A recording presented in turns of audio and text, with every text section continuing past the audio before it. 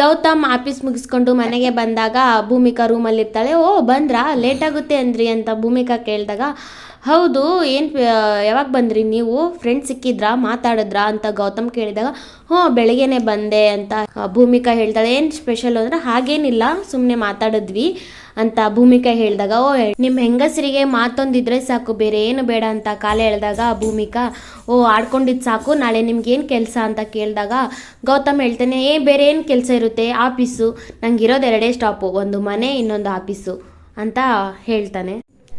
ಇದೇ ನನ್ನ ಕೆಲಸ ಅಂತ ಹೇಳಿದಾಗ ಭೂಮಿಕಾ, ನಾನು ಏನು ಕೇಳಿದೆ, ಇಷ್ಟೊಂದು ಮಾತಾಡೋ ಅವಶ್ಯಕತೆ ಇತ್ತಾ ಅಂತ ಭೂಮಿಕಾ ಹೇಳಿದಾಗ, ಇರಲಿಲ್ಲ ಅಂತ ಹೇಳ್ತಾನೆ. ಬಿಟ್ಟಾಕಿ ಅದನ್ನಂದರೆ ಬಿಟ್ಟೆ ಅಂತ ಗೌತಮ್ ಹೇಳ್ತಾನೆ. ಸೊ ನಾಳೆ ನೀವು ಆಫೀಸ್ಗೆ ರಜೆ ಹಾಕಬೇಕು ಅಂತ ಭೂಮಿಕಾ ಹೇಳ್ತಾಳೆ. ರಜೆನಾ ಯಾಕೆ ಅಂತ ಕೇಳಿದಾಗ, ನಾಳೆ ನಾನು ಫ್ರೆಂಡ್ ಮೀಟ್ ಮಾಡೋಕ್ಕೆ ಹೋಗಿದ್ನಲ್ವ, ಸೊ ಅವ್ರು ನಾಳೆ ಬರ್ತಿದ್ದಾರೆ, ನಿಮ್ಮನ್ನು ಮೀಟ್ ಮಾಡಿಸ್ಬೇಕು, ಅದಕ್ಕೆ ನೀವು ನಾಳೆ ರಜೆ ಹಾಕಿ ಅಂದಾಗ,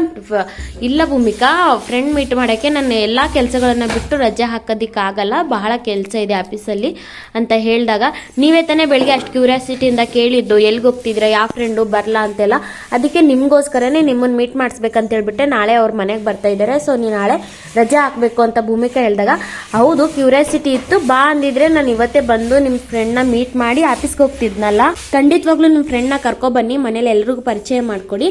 ನಾನು ಇನ್ನೊಂದು ದಿವಸ ಯಾವತ್ತಾದರೂ ಮೀಟ್ ಆಗ್ತೀನಿ, ಕೆಲಸ ಇದೆ ಅರ್ಥ ಮಾಡ್ಕೊಂಡಾಗ, ಇಲ್ಲ ಯಾವುದೇ ಮೀಟಿಂಗ್ ಇದ್ರೂ ಮನೆಯಿಂದನೇ ಮಾಡಿ, ಸುಮಾರು ಸತಿ ಮಾಡ್ತಿರ ತಾನೆ, ನೀವು ನಾಳೆ ಮನೇಲಿ ಇರಲೇಬೇಕು, ಬರಕ್ಕೆ ಹೇಳಿದ್ದೀನಿ ನಾನು ಅವ್ರಿಗೆ, ನಾಳೆ ಮನೆಗೆ ಬರ್ತಾರೆ ಅವರು ಅಂತ ಹೇಳ್ಬಿಟ್ಟು ಸ್ವಲ್ಪ ಕೋಪದಲ್ಲಿ ಹೇಳಿದಾಗ, ಓಕೆ ಕೂಲ್,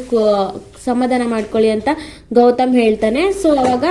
ಸರಿ ಆಯಿತು, ಕಾಪಿ ತರ್ತೀನಿ ಅಂತ ಹೇಳ್ಬಿಟ್ಟು ಅಲ್ಲಿ ರೂಮಿಂದ ಭೂಮಿಕಾ ಹೊರಗಡೆ ಬರ್ತಾಳೆ. ಆಮೇಲೆ ಅದಾದ್ಮೇಲೆ ಭೂಮಿಕಾ ಮತ್ತೆ ಅವ್ರ ಅತ್ತೆ ಇಬ್ರು ಹೊರಗಡೆ ಮಾತಾಡ್ಕೊಂಡು ಕೂತ್ಕೊಳ್ಳುವಾಗ, ಅತ್ತೆ ನಾನು ಗೌತಮರ ಹತ್ರ ಮಾತಾಡಿದ್ದೇನೆ, ನಾಳೆ ನೀವು ಅವ್ರನ್ನು ಬರಕ್ಕೆ ಹೇಳಿ, ನಾಳೆ ಗೌತಮರ್ಗೆ ಆಫೀಸ್ಗೆ ರಜೆ ಹಾಕಕ್ಕೆ ಹೇಳಿದ್ದೀನಿ ಅಂತ ಹೇಳ್ಬಿಟ್ಟು ಭೂಮಿಕಾ ಹೇಳಿದಾಗ, ಹೌದೇನಮ್ಮ, ನೀನು ಎಲ್ಲೋಗಿದ್ಯಾ, ಏನು ಮಾತಾಡಿದ್ಯಾ ಅಂತ ಗೌತಮ್ ನಿನ್ನ ಎನ್ಕ್ವೈರಿ ಮಾಡಲಿಲ್ವಾ ಅಂತ ಕೇಳಿದಾಗ,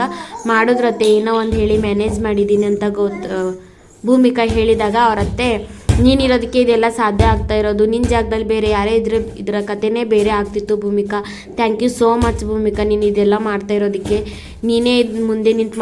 ಮಾಡ್ತಾ ಇರೋದಕ್ಕೆ ತುಂಬ ಸುಲಭವಾಗಿ ಆಗ್ತಾಯಿದೆ, ಪಾಸಿಬಲ್ ಆಗದೆ ಇರೋದನ್ನ ಪಾಸಿಬಲ್ ಮಾಡ್ತಾ ಇದೀಯ ನೀನು,